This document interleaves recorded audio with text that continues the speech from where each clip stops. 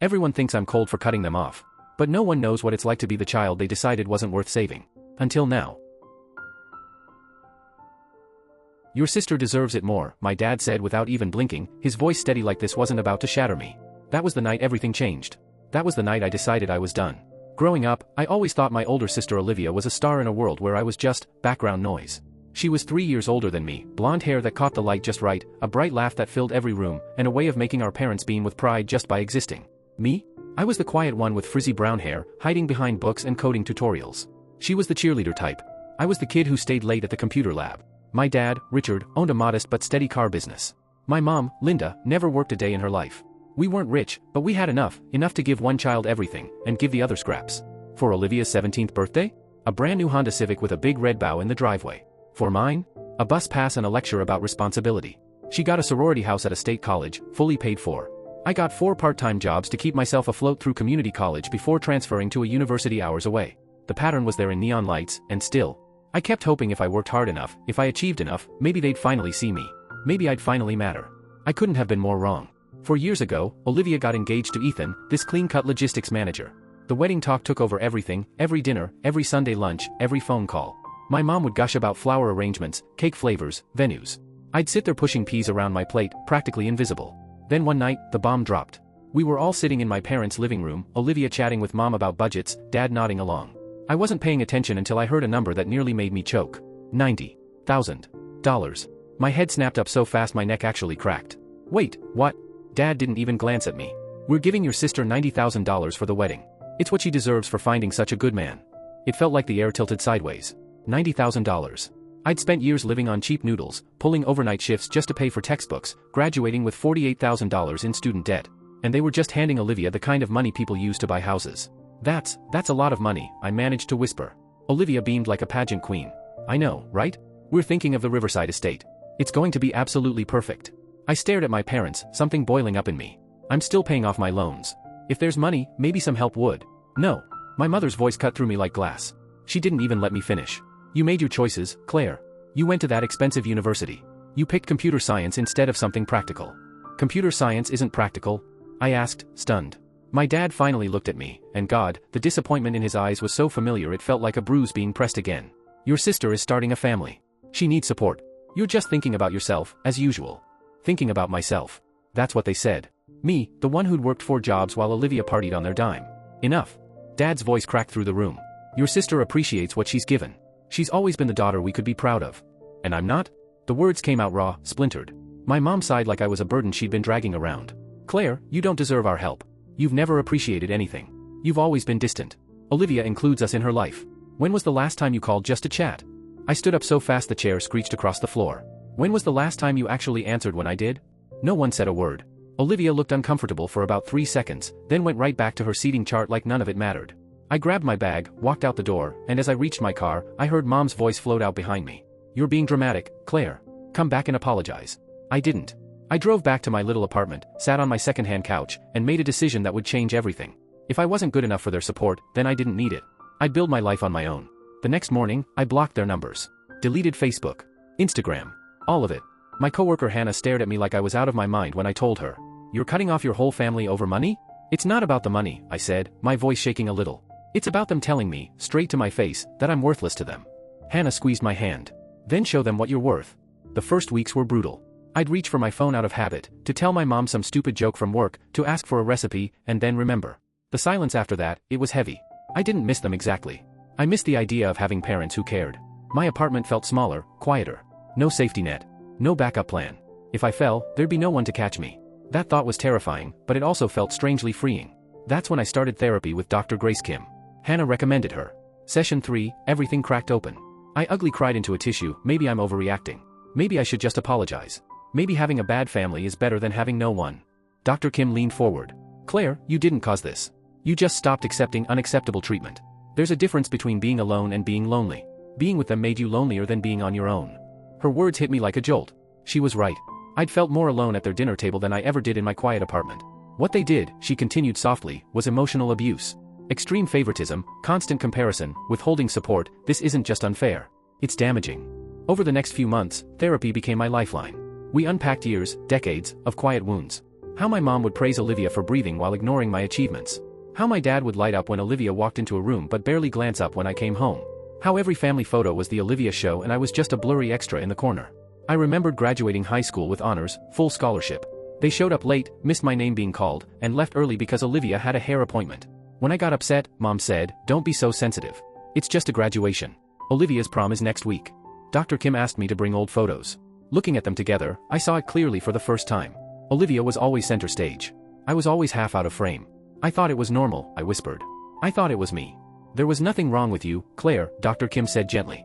"There was something very wrong with how you were treated." With that clarity, something shifted. I poured all of that pain into ambition. Into building something for myself. I buried myself in my work as a junior developer at a tech startup and dug out an old side project I'd built in college, a machine learning tool that predicted inventory needs for small businesses. Back then, my professor, Dr. Reyes, told me it had commercial potential. But I was too tired, too broke, too consumed with surviving to do anything about it. Not anymore. Every night and every weekend, my tiny apartment became mission control. Laptop open, notes everywhere, energy drinks stacked like trophies. If my parents thought I was worthless, they were about to see exactly what worthless could build. And that was just the beginning. I turned my bedroom into a battlefield of ambition. I pushed my bed against the wall, squeezed in a desk, and used the last of my tax refund to buy a second monitor. It wasn't glamorous. Cables snaked across the floor. My chair creaked like it was protesting. But it was mine. Every night after work, I sat there until my eyes stung and my fingers cramped. The first prototype of my software worked, but it wasn't enough. Not yet. I started layering in predictive analytics to map seasonal trends. I built bridges to different point-of-sale systems. And the dashboard? It became so simple that even the least tech-savvy business owner could glance at it and actually understand what it was saying. Once I had something solid, I beta tested it with 4 small businesses, including Mrs. Gomez's corner store, where I'd worked back in college. A few weeks later, my phone buzzed. "Claire," Mrs. Gomez said, voice bubbling with excitement. "This thing you built? It's fantastic. I haven't thrown out a single expired item all month. My orders are spot on. You should sell this." I swear, that one call felt better than every forced pat on the head from my parents combined. While Olivia was twirling around in her designer wedding dress at her luxury venue, I wouldn't know, I wasn't invited. But honestly, I didn't care. I was building something real. 15-hour days blurred into nights. My desk was littered with cold coffee mugs, tangled earbuds, and scribbled notes. Hannah, bless her soul, sometimes showed up at midnight with takeout because I'd forgotten to eat again. "You're going to burn out," she warned one night as I hunched over my keyboard, muttering at a stubborn bug in the code. "I can't stop now," I said without looking up. My voice shook with exhaustion and adrenaline. "This is it, Hannah. This is my shot." The next morning, at work, my body finally rebelled. Halfway through a team meeting, my head nearly hit the conference table. Jason, my supervisor, caught it immediately. "Claire," he said quietly after pulling me aside. "You look terrible. What's going on?" I almost lied. I almost brushed it off with a tired laugh. But then something in me cracked open. I've been working on a side project, I confessed. Inventory management software. Machine learning. I think it could be big. Jason's eyes widened. He didn't hesitate. "Show me." And just like that, the thing I'd been building alone in the dark was about to step into the light. 8 months after cutting my family out of my life, I walked into our company's small conference room with my heart pounding so hard it felt like a drumbeat in my chest. My hands were shaking as I set up my laptop, connected it to the projector, and opened my presentation. Every line of code, every late night, every moment I doubted myself, it all led to this. Jason sat across from me, arms folded, face unreadable. I launched into the demo, guiding him through each function of the software, the predictive analytics, the dashboard interface, the POS integrations. I laid out my beta results, user feedback, market analysis, and how our competitors were missing what I'd built. I'd prepared for every single question I thought he might ask, maybe even a few he wouldn't. When I finally finished, my throat was dry and the silence stretched like a tightrope. Jason leaned back in his chair, exhaled slowly, and said softly, "This is fantastic, Claire. Genuinely brilliant." My heart slammed against my ribs. "So, what do you think?" I asked, trying to keep my voice steady. He leaned forward, a slow smile spreading across his face. "I think we need to expand this into a full product. And I think you should be more than just an employee here. You should be a partner." For a moment, it felt like the air left the room. "What?" I whispered. "You heard me. This kind of invention? This kind of initiative? That's partnership material. We'll build it under the company roof. You'll get equity, profit share, the works. But for now, keep this between us. This will be our flagship product." I wanted to scream. I wanted to call someone, anyone, to share the news. But there was no one to call. My family was gone. All my childhood friends had always belonged to Olivia first. But that night, Hannah came over. When I told her what had happened, she shrieked so loud the neighbors probably heard. "You got it," she yelled, throwing her arms around me so tight I couldn't breathe. "You actually did it." Within 3 months, my software wasn't just a scrappy side project anymore. It was a polished, powerful product. Jason hired developers to help scale it, but I remained the architect, the one who knew every line, every heartbeat of its code. We named it Inventory IQ. Our first major client was a 30-store sporting goods chain in the Midwest. After just one quarter, they reported a 45% reduction in waste. Word spread fast. Testimonials poured in. Business magazines picked us up. And 8 months later, we landed our first big national contract, 220 stores across the country. The deal? $3.6 million. I'll never forget sitting in that boardroom, blazer on, hands clasped in my lap, watching Jason shake hands with their CEO. Then he turned to me. "We've just changed your life, Claire. You know that, right?" And he was right. Within a year, everything skyrocketed. New departments. New teams. New clients. My title changed from junior developer to chief technology officer. My salary jumped from $60,000 to $260,000 a year, plus equity, profit shares, and bonuses. I wasn't just building software anymore. I was building an empire. Inventory IQ exploded beyond retail. Restaurants used it to optimize ingredients. Warehouses used it to manage stock. Even hospitals came on board to track medical supplies. The algorithm I wrote alone in my bedroom, fueled by heartbreak, caffeine, and pure stubbornness, was now analyzing millions of data points for hundreds of companies. Jason introduced me to Lauren, a financial consultant who had this calm, sharp way of speaking that made you trust every word. She sat me down, flipped through my accounts, and looked up with a grin. "Claire, do you actually know how much money you're making?" "I mean, a lot," I said, still in disbelief most days. "You'll be a millionaire by the end of the fiscal year. And at this rate, a multimillionaire soon after. We need to talk investments, tax strategy, and long-term planning." Multimillionaire. I used to choose between groceries or gas. That word felt like a foreign language I was only just starting to learn. But Lauren taught me how to speak it. We built a solid investment portfolio, stocks, bonds, real estate. She showed me how to make money work for me instead of the other way around. "You earned this, Claire," she said one afternoon. "Now we make sure it grows." 3 years after the night my parents told me I didn't deserve their help, my net worth hit 7 figures. I paid off my student loans in one lump sum. Watching that $48,000 balance disappear, it was like exhaling for the first time in years. I remembered the late shifts at the grocery store, scanning barcodes at 3 a.m. The nights I skipped dinner because textbooks cost too much. The holes in my shoes I couldn't afford to replace. All of it had led here. And then, I bought the house. Not just any house. A $5.5 million contemporary masterpiece in Evergreen Heights, 5 bedrooms, 6 bathrooms, a chef's kitchen, and an infinity pool that spilled into the skyline like something out of a dream. I put down 35% in cash. The realtor, Monica, a woman who usually worked with ultra-wealthy clients, looked at me skeptically during our first meeting. "Do you have pre-approval?" I handed her the bank letter. Her eyebrows lifted. "I see, let's find your home." We toured 10 properties in 3 weeks. All stunning. None of them mine. Until we stepped into a half-built modern home with floor-to-ceiling windows overlooking the city. Michael Park, the architect, walked us through the space. "This is the crown jewel of the development," he said proudly. "Smart home integration, geothermal systems, infinity pool." I ran my hand along an exposed beam. "Can I make changes?" Michael hesitated. "Depends. I want a bigger home office. Minimum 22 by 26 feet. Built-ins. Specialized wiring. Soundproofing. The works." He did some quick math. "That's an extra $280,000 and 5 months of construction." "Do it," I said without blinking. Monica looked at me with new respect. "You're serious about this?" "Completely." I visited the site every week as my dream took shape, watching walls rise, floors gleam, and my future solidify. I chose every finish, every piece of hardware, every soft blue and warm gray on the walls. My office became exactly what I'd imagined, soundproof, powerful, mine. When Michael handed me the keys, he said, "It's been an honor, Claire. This house, it's something special." That evening, I stood alone in the center of the empty living room. Sunlight poured through the glass, painting gold across the hardwood. For the first time in my life, I wasn't looking at someone else's dream. This was mine. And I cried. Not out of pain, but out of the quiet, overwhelming joy of finally making it. Moving into the house I'd built felt surreal. Not bad. Not good. Just strange. The movers I'd hired were professionals, the kind who wrapped everything in thick blankets and handled it like museum glass. My little collection of hand-me-down furniture looked almost comical against the soaring ceilings. My old couch, the dining table I'd bought from a garage sale, even my clothes from clearance racks, all of it seemed to shrink in the vast space. Hannah stood in the middle of the living room, hands on her hips, surveying the emptiness. "We need to get you some real furniture," she declared. And that's exactly what we did.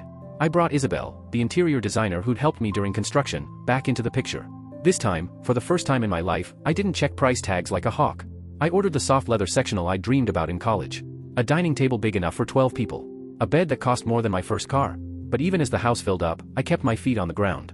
I remembered Dr. Grace Kim's words from one of our therapy sessions after the move. "Wealth can close some wounds, but if you're not careful, it can open new ones too. Don't let success define you the way rejection once did." So I stayed anchored. I kept my Honda Accord, just traded it in for a newer model. I still bought my own groceries. Hannah and I kept our weekly lunch ritual at our favorite casual spot. The house represented what I'd achieved, not who I was. 3 months after moving in, I flew to Seattle for a tech conference. I'd been invited to speak on a panel about innovation in inventory management. Me, on a panel. I still half expected someone to tap me on the shoulder and say they'd made a mistake. After my talk, a man approached me during the networking reception. Tall, warm smile, soft eyes. That was impressive, he said, extending his hand. Daniel Cooper. Software engineer at Dataflow Systems. Claire Harris, I replied, shaking his hand. Thanks. We ended up talking for an hour. Work. Books. The terrible coffee they served at the conference. He made me laugh, really laugh, for the first time in a while. Would you let me take you to dinner? He asked as the reception wound down. Somewhere with coffee that doesn't taste like mud? Normally, I would have found an excuse. Dating had never been easy. Between my workload, my trust issues, and the scars my family left, it just wasn't something I chased. But something about Daniel felt safe. Yeah, I said. I'd like that. Dinner turned into a midnight walk around Seattle. We talked about everything, our childhoods, our hopes, the messy, complicated parts of life. When I mentioned being estranged from my family, he didn't look at me like I'd confessed a sin. My dad kind of checked out after the divorce, he admitted. I get it. Family can be complicated. We started seeing each other despite the distance. He lived in Portland, but we made it work. Weekend visits, late-night video calls, endless messages. He made me feel like I wasn't too much or not enough. 7 months later, I invited him to see the house. I was nervous, though I tried to hide it. Wealth can change how people look at you, even people who care. I picked him up at the airport. As we drove through Evergreen Heights, he glanced around, eyebrows raised. So, where exactly do you live? You'll see, I said, pulling up to the gate. When it swung open, his jaw literally dropped. Claire, is this yours? Yes. We walked inside, and I held my breath. I waited for the judgment, the awkward comments, the shift in how people look at you when they realize you're not just doing okay, you're thriving. Instead, Daniel turned to me in the living room, smiled softly, and said, "This is incredible. You built this life for yourself, didn't you?" I nodded. "I'm proud of you." 4 words. Just 4. But I'd spent 28 years never hearing them from the people who should have said them first. And somehow, from him, they landed exactly where the wounds used to be. I never told anyone from my past. Why would I? They'd made it very clear I was on my own. Hannah and Daniel helped me move in, and life was good. Better than good. I had work I loved, people who cared, and a home that finally felt like mine.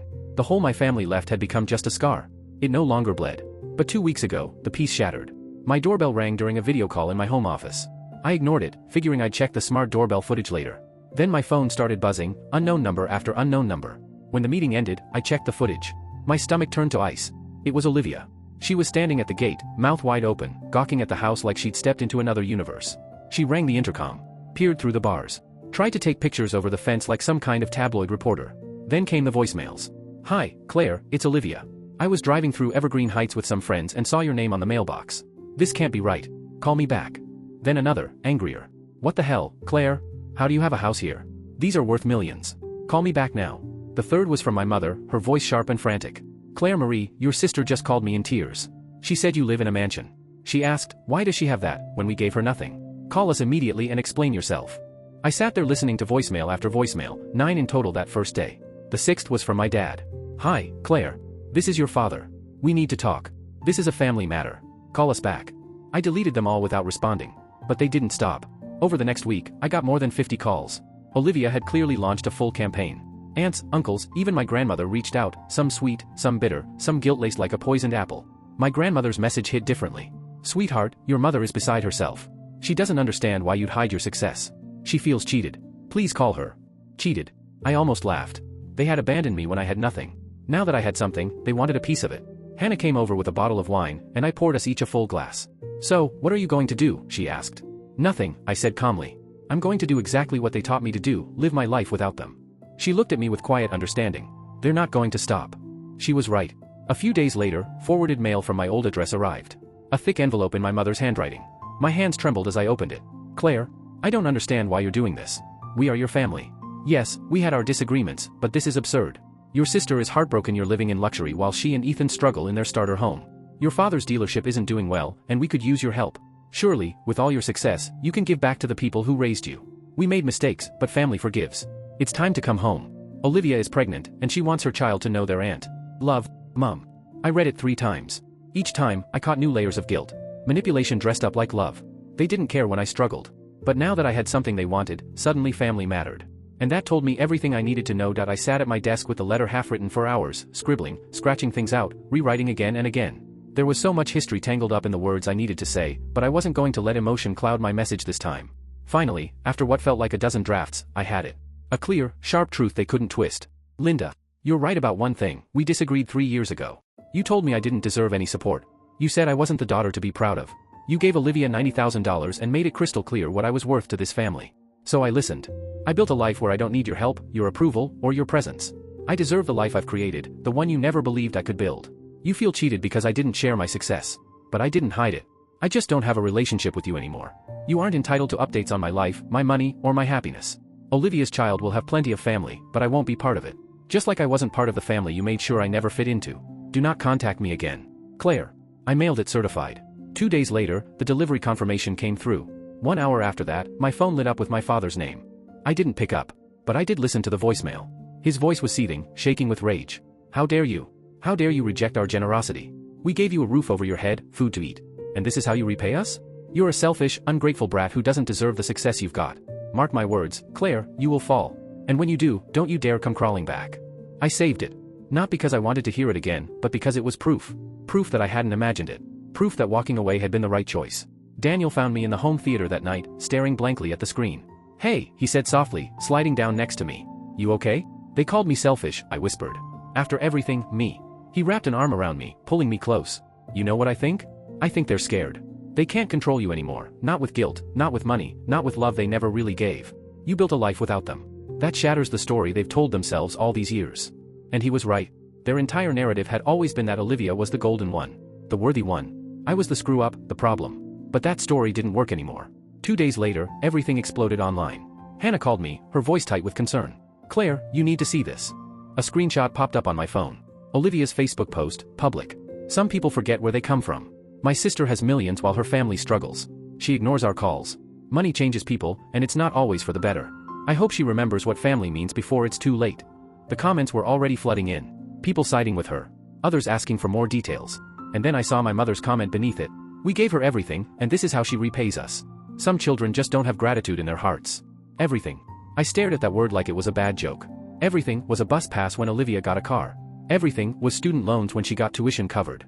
Everything was years of silence, rejection, and being told I wasn't enough. I was done letting them control the story. I opened a brand new Facebook account under my full name. I typed out one post. One truth. I've been asked why I don't speak to my family. Here's the truth. 3 years ago, my parents gave my sister $90,000 for her wedding. When I asked if they could help with my student loans I took out because, unlike her, I got no help for school, they told me I didn't deserve any assistance. My father called me a disappointment. My mother said I never appreciated anything they did. So I listened. I stopped asking. I built a career in tech, created software now used by hundreds of businesses, and yes, I bought a home with my own money. I didn't hide my success. I simply no longer share my life with people who made it clear I was unworthy of their love or support. Now they want back in, because I have something they want. But here's what I've learned. You can't choose when to be family. You can't call someone worthless and expect them to share their worth with you. You don't get to skip the investment and still claim the return. To those saying, forgive them, their family, they had 20 years to treat me like family. They chose not to. I'm happy. I'm loved. I'm successful. And I owe that to no one but myself. I hit post and closed the laptop. 8 hours later, it had over 2,000 shares. By morning, 12,000. People had found Olivia's post and flooded the comments, asking why she'd left out the part about the $90,000 and the "you don't deserve help" speech. And then my phone rang. A number I hadn't blocked. It was my mother. And this time, I answered. How could you? She spat before I could even say hello. Her voice was low and venomous, the kind that carries the weight of bruised pride. How could you broadcast our private family business like that? Do you have any idea how humiliated we are? Your father's customers know. Olivia's friends are asking questions. You made a public post calling me ungrateful. I didn't raise my voice. I didn't need to. I didn't call you ungrateful, I said softly. I just told the truth. I gave people context. We never said those things, she snapped. You're twisting everything. I'm not twisting anything, Linda, I said, using her name deliberately, not Mom. You said exactly what I quoted. Word for word. You want to talk about humiliation? You want to know what real humiliation is? It's having your parents look you in the eyes and tell you you're not worth helping. That's humiliation. There was a pause.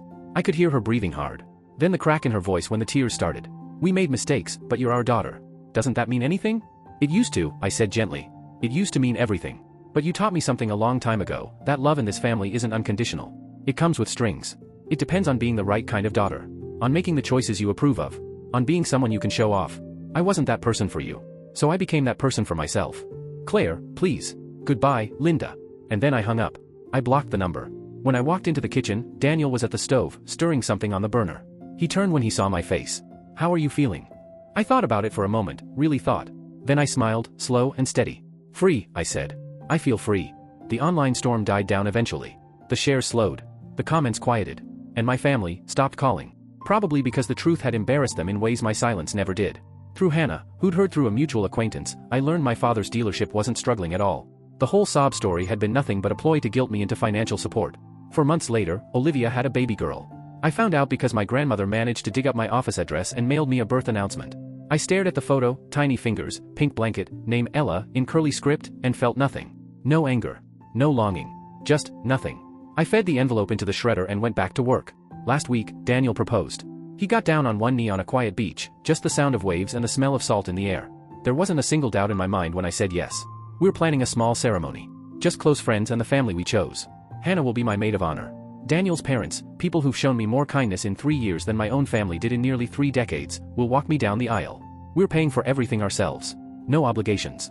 No strings. No guilt. Just love. Sometimes late at night, when the city lights glitter beyond my infinity pool, I catch myself wondering. What if they just said yes that night? What if they'd given me even a fraction of the support they gave Olivia? Would I have still fought this hard? Built this life? Would I have stayed in their orbit, shrinking myself to fit a role they wanted me to play? I'll never know.